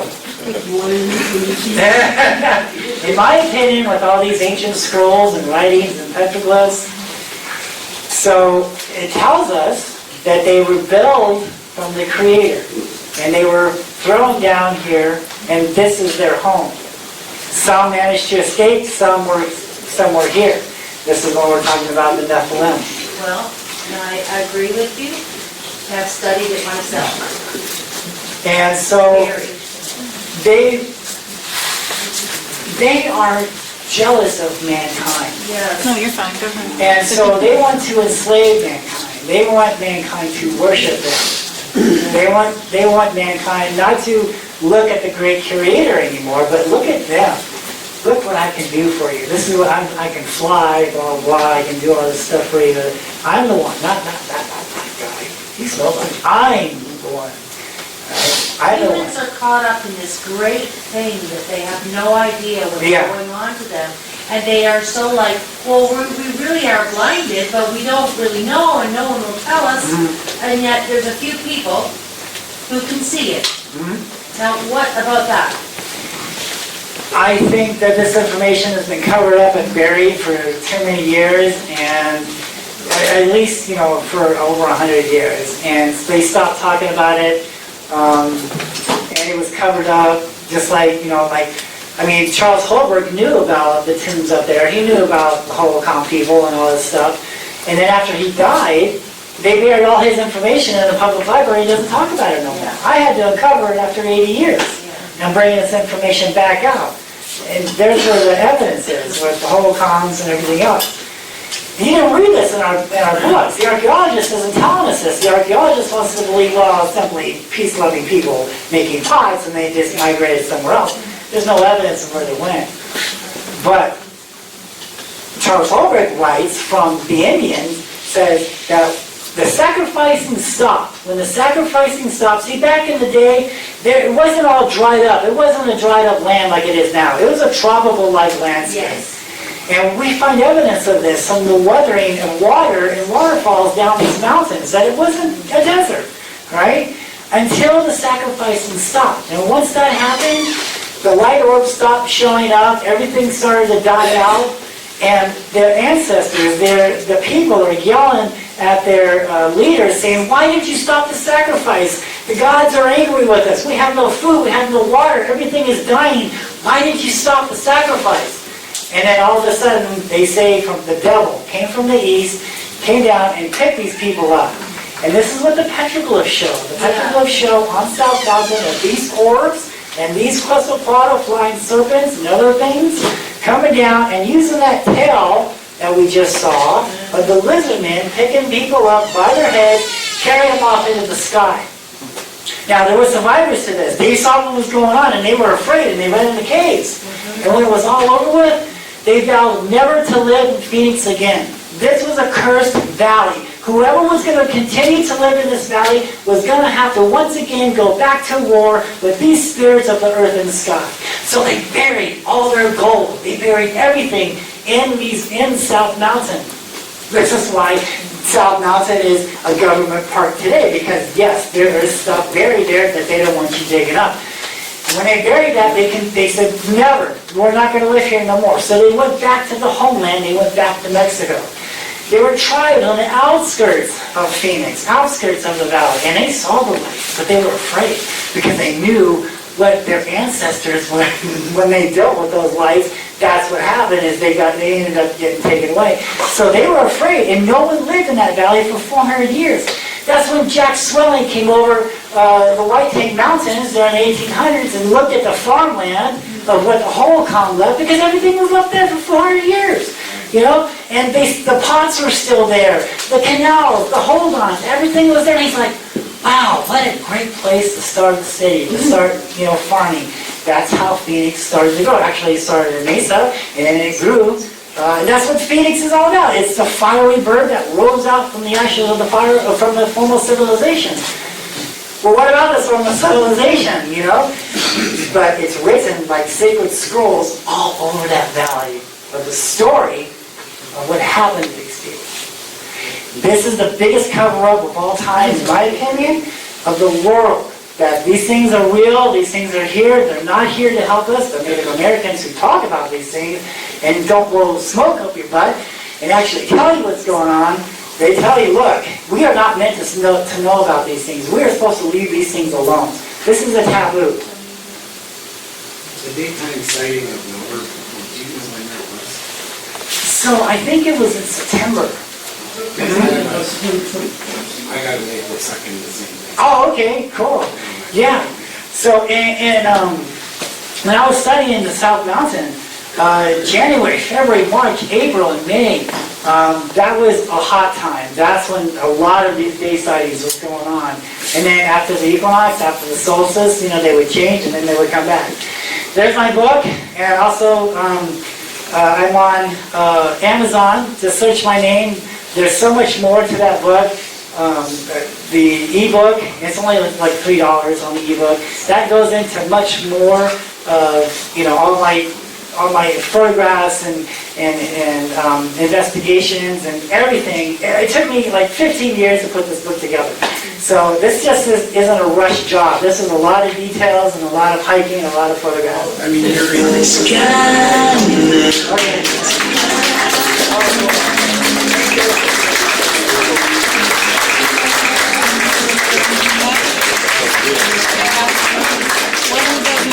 Thank you so much for Mention sharing. the fact It's that awesome. when we were on South Mountain, we found a seashell up there. Yeah, I'm like, why is there a seashell up here on the mountain? But yeah, it was a seashell. Yeah, I was tripping out.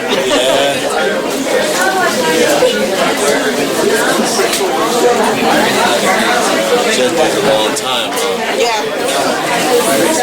You try to shake the feeling. You look up at the sky.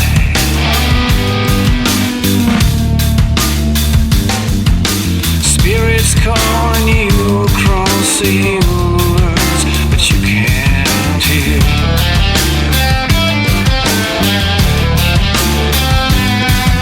You're sad to see what you could be, but you fall another victim to your fears.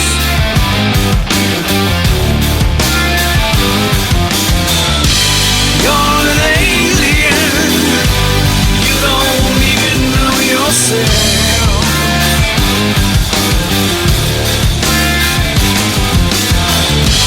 You're an alien. You don't even know yourself.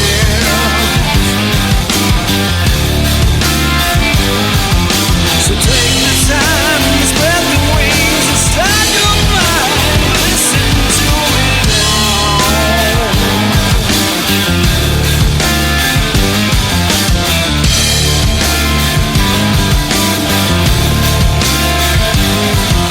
You try to hide what you feel inside. Is your foolish pride's gonna be the end of you?